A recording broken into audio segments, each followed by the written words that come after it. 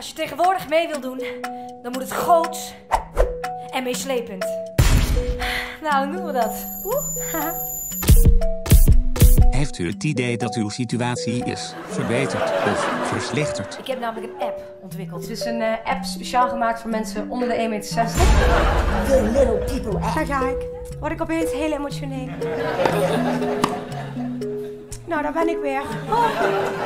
Hallo, vage meid. Kun je daarmee kappen alsjeblieft?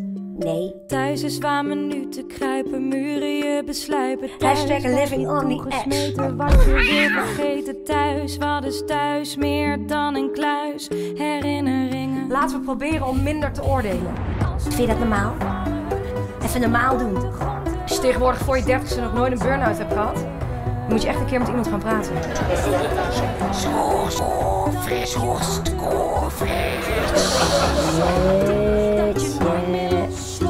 Hallo, mutje. Stoppen daarmee. Mutje.